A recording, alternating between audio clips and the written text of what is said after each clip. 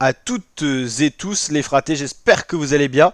Pour cette nouvelle vidéo, on se retrouve pour parler football international, on va parler de la Ligue des Nations. Les journées 5 et 6, donc déjà journée 5, nouvelle trêve internationale, ça arrivera le 14 novembre, donc ça va arriver mi-novembre.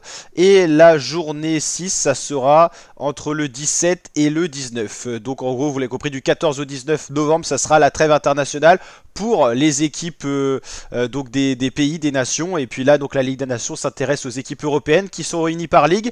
Ligue A, B, C, D selon leur niveau. Ligue A, c'est donc le meilleur niveau. Les enjeux, c'est être promu, être relégué ou rester dans sa ligue.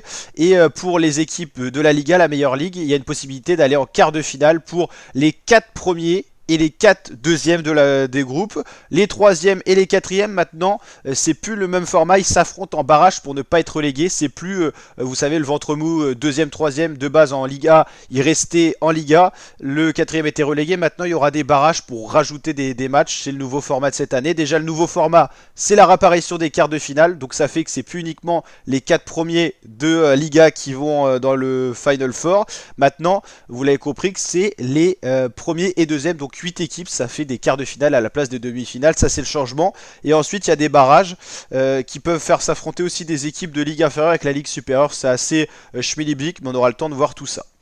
Donc les phases de poule, si vous voulez, ça va se terminer donc à la mi-novembre, on a encore la journée 5 et la journée 6 à jouer. Parmi les chocs, on a Belgique-Italie qui va être sympa, Grèce-Angleterre vis-à-vis du classement. On aura...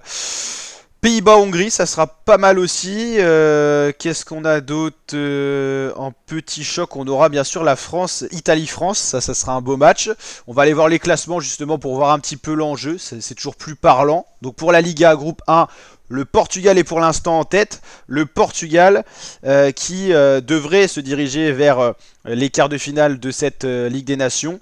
Faudrait vraiment un scénario défavorable pour qu'il n'y soit pas. Parce qu'en gros, pour l'instant, avec 4 matchs joués, il reste 6 points max à prendre. Il faudrait que la Pologne prenne 2 fois 3 points, donc 2 victoires.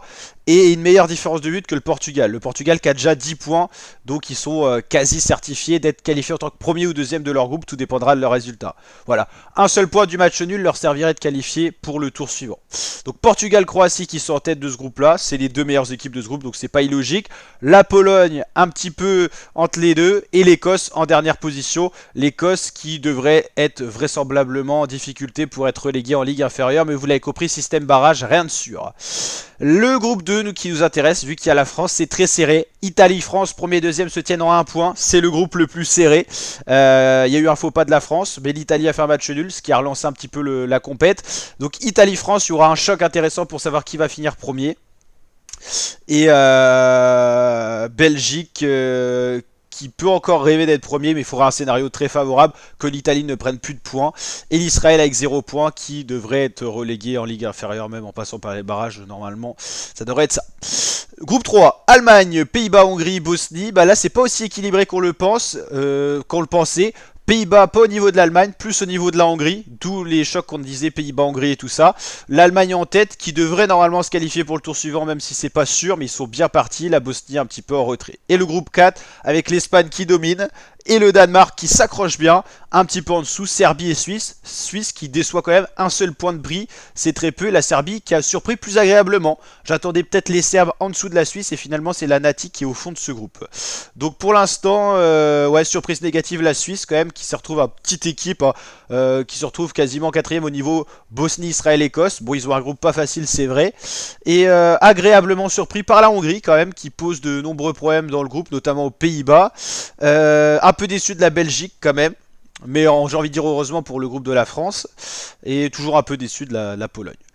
Pour le groupe, la Ligue B, déjà groupe 1, c'est très serré entre Tchéquie, Géorgie, Albanie, c'est très ouvert. Ukraine un peu en retrait. Au niveau du groupe 2 de la Ligue B, c'est très intéressant. La Grèce est mieux que l'Angleterre au niveau du classement. Je vous rappelle que l'Angleterre, grosse équipe européenne, internationale, est quand même en Ligue B, ce qui montre quand même le niveau. Irlande, Finlande, Norvège, Autriche, Slovénie, très serré. 3 équipes en 7 points, Kazakhstan un peu en retrait. Turquie, Pays de Galles, Islande et Monténégro en difficulté. Turquie, Pays de Galles bien serré. En Ligue C, on retrouve quand même la Suède et la Slovaquie qui sont quand même des équipes qui participent aux Euros, tout ça. La Suède qui s'était un peu perdue, qui devrait quand même normalement retrouver un niveau supérieur et aller pourquoi pas en Ligue B. Ça serait plus intéressant en termes de niveau. À la place de jouer Estonie-Azerbaïdjan, ils pourraient jouer des équipes un peu plus complètes. Groupe 2 de la Ligue C avec la Roumanie qui est quand même descendue en Ligue C, Kosovo, Chypre, Lituanie. Et groupe 3 avec Irlande du Nord, Biélorussie, Bulgarie et Luxembourg. On a le groupe 4 aussi avec la Macédoine du Nord qui domine, avec Arménie, Lettonie, île Féroé. Et la Ligue D avec seulement des groupes de 3. C'est vraiment les petites équipes du style Gibraltar, Samarin, Liechtenstein ou encore Moldavie, île de Malte ou Andorre. Andorre en grande difficulté, c'est Moldavie et Malte qui sont un peu au-dessus. Et Gibraltar qui est un peu dominante aussi. Ce qui est pas mal, c'est que pour les petites équipes, elles s'affrontent entre elles maintenant. Au mieux de prendre des gros scores face à des grosses équipes, grâce à la Ligue des Nations, ils affrontent des équipes à peu près de leur niveau. D'où l'intérêt de ça. Compliqué pour Andorre parce que bon, c'est un tout petit pays, mais s'ils sont en difficulté dans la Ligue D, vous l'avez compris, il n'y a pas de Ligue E inférieure, donc c'est un peu plus compliqué. Voilà, donc ligue intéressante, et c'est surtout à la Liga qui nous intéresse, c'est les meilleures équipes, et puis c'est aussi les seules poules où il y a des phases finales à élimination directe, quart de finale, demi, et ça marchera pas en élimination directe, ça sera en match aller-retour comme à la Ligue des Champions de l'ancien format, quoi. Donc voilà, n'hésitez pas à liker, le petit pouce bleu des familles si ça vous a plu, vous abonner, partager. Je vous dis à très bientôt l'équipe pour de prochaines vidéos. Ciao ciao les fratés.